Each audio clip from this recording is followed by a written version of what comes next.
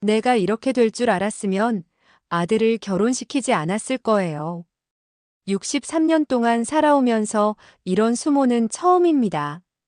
내 집에서 내가 40년 동안 가꾸고 지켜온 이 집에서 이방인 취급을 받고 있어요.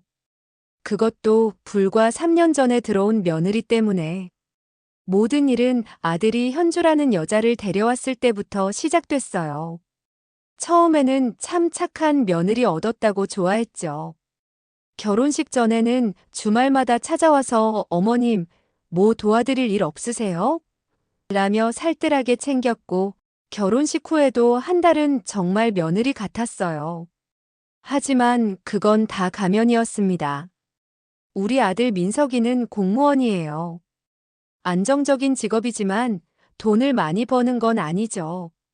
그래서 신혼집으로 제가 살던 아파트를 내어주고 저는 작은 방으로 들어갔어요. 내 집인데도 젊은 부부를 배려한다는 마음으로 그렇게 했죠. 문제는 그때부터였어요. 결혼한 지 2달쯤 지났을 때였어요. 어느 날 아침, 내가 평소처럼 일어나 부엌에서 아침을 준비하고 있는데 현주가 잠옷 차림으로 나와서는 화들짝 놀라더군요. 어머님, 왜 제가 일어나기도 전에 부엌을 사용하세요? 저희 부부의 공간을 존중해 주셨으면 해요. 그 말을 듣는 순간 온몸에 전율이 일었어요.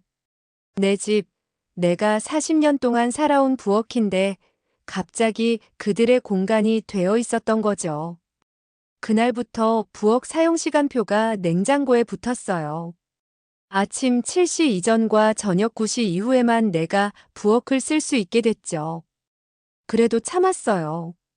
아들이 행복해 보였으니까. 하지만 그 행복도 오래가지 않았어요. 현주는 차츰 본색을 드러내기 시작했거든요. 제가 친구들을 집에 초대한 날이었어요. 오랜만에 만나는 친구들이라 떡과 과일을 정성껏 준비했죠. 그런데 친구들이 오기 1시간 전, 현주가 갑자기 거실 한가운데에 요가 매트를 펴더니 요가를 시작하는 거예요. 현주야, 오늘 내 친구들이 오기로 했는데. 어머님, 제가 매일 이 시간에 요가하는 거 아시잖아요. 친구분들은 좀 늦게 오시라고 하세요. 그 당당함에 할 말을 잃었어요. 결국 친구들에게 약속을 미뤘죠. 그날 밤 아들에게 이 이야기를 했더니 아들은 무슨 말을 했는지 아세요? 엄마, 현주가 요즘 스트레스를 많이 받아서 그래. 조금만 이해해줘. 그렇게 시작된 일들이 계속됐어요. 내 방 청소를 한다며 들어와서는 내 물건들을 마음대로 정리한다고 버리기도 했고, 내가 좋아하는 화분들이 집안의 습도를 높인다는 이유로 베란다로 쫓겨났죠. 내 친구들이 오면 어머님 친구분들이 너무 시끄럽게 해요라고 불평했고, 내가 텔레비전을 보면 볼륨이 너무 크다고 했어요. 결정적인 것은 손주였어요. 1년 전에 손녀 서연이가 태어났는데 정말 예쁘고 귀여운 아이예요. 제가 얼마나 그 아이를 보고 싶었는지 몰라요.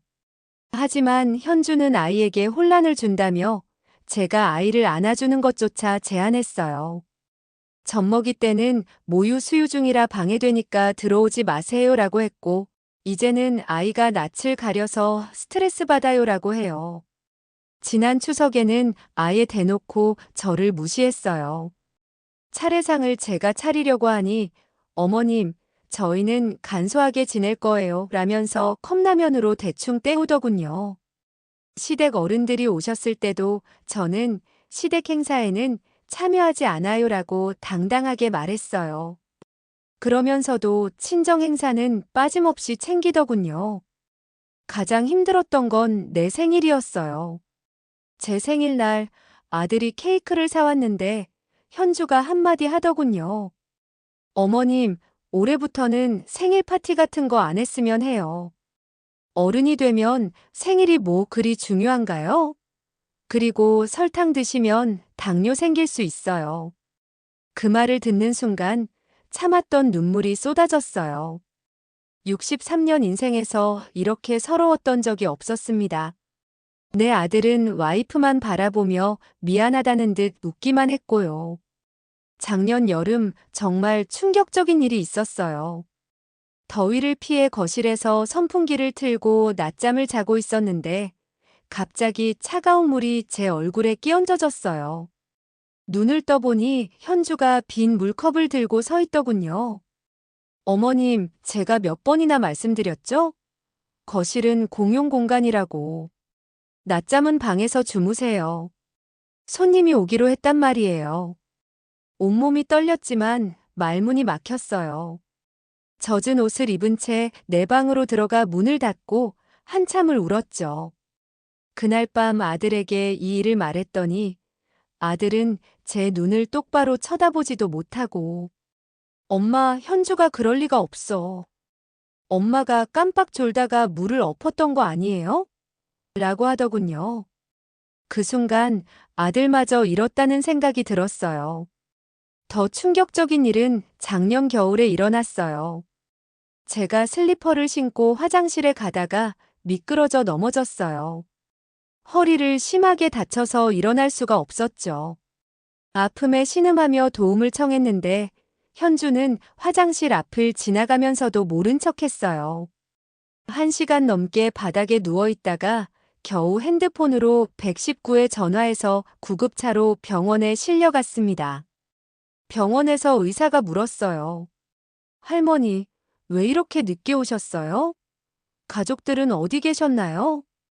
그때 현주가 뭐라고 대답했는지 아세요? 어머님이 저희에게 알리지 않으셨어요. 독립적인 분이라. 입원 기간 내내 아들은 2번 찾아왔고 현주는 한 번도 오지 않았어요. 퇴원할 때도 병원에서 전화가 와서야 아들이 데리러 왔죠. 집에 돌아왔을 때 제 방이 완전히 바뀌어 있었어요. 제 옷장은 없어지고 화장대도 치워져 있었죠. 필요 없는 가구는 정리했어요. 어머님이 다치신 이유가 방이 너무 복잡해서라고 생각했거든요. 정리된 물건들이 어디 갔는지 물었더니 오래된 거라 기증했어요 라는 대답뿐이었습니다. 50년 넘게 모아온 제 보석함과 남편이 선물해준 물건들, 가보로 간직하던 도자기 모두 사라져버렸어요.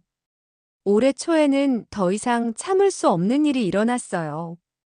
제가 방에서 휴대폰으로 통화하고 있는데 갑자기 현주가 문을 열고 들어와 제 휴대폰을 낚아채더니 끊어버리는 거예요.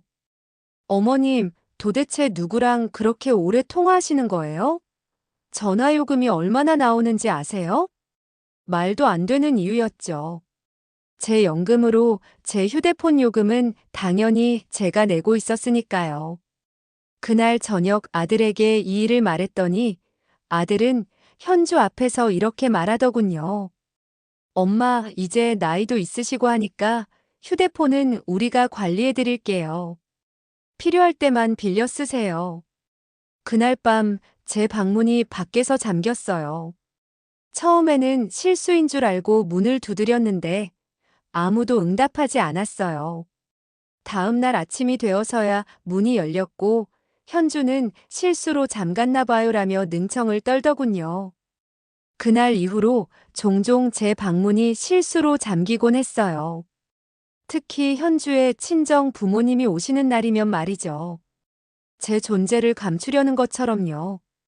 설상가상으로 며칠 전에는 진명이를 바꾸자는 이야기까지 나왔어요.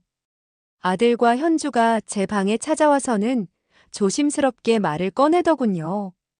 엄마, 우리가 요즘 대출을 좀 받아야 할 일이 있어서 진명이를 우리 이름으로 바꾸면 어떨까 해요. 물론 엄마는 평생 여기서 사실 수 있어요. 그 말을 듣는 순간 마지막 안전망마저 사라질 것 같은 두려움이 몰려왔어요. 이 집은 제 남편이 30년 동안 열심히 일해서 번 돈으로 산 거예요. 남편이 돌아가시면서 우리 집사람이 편하게 살게 해달라며 남긴 유일한 재산이죠. 이 집은 너희 아버지의 유산이야. 내가 죽기 전엔 명의를 바꿀 수 없어. 그 말을 하자마자 현주의 표정이 싹 변하더군요. 그날 이후로 밥상에는 제 수저가 놓이지 않았어요. 어머님 드실 양은 안 했어요. 알아서 챙겨 드세요라는 말만 남기고요. 어제는 현주가 친정 어머니를 데려왔어요. 그분이 제게 한 말이 아직도 귓가에 맴돌아요. 어머니, 요즘 노인들은 실버타운에 많이 가세요. 거기가 편하대요. 식사도 해주고 또래 친구들도 만날 수 있고. 우리 언니도 거기 가서 너무 좋아하더라고요. 그들의 대화를 엿듣게 됐어요. 현주가 친정 어머니에게 말하더군요. 엄마, 설득 잘해줘. 이 집만 넘겨받으면 우리가 평생 모실게.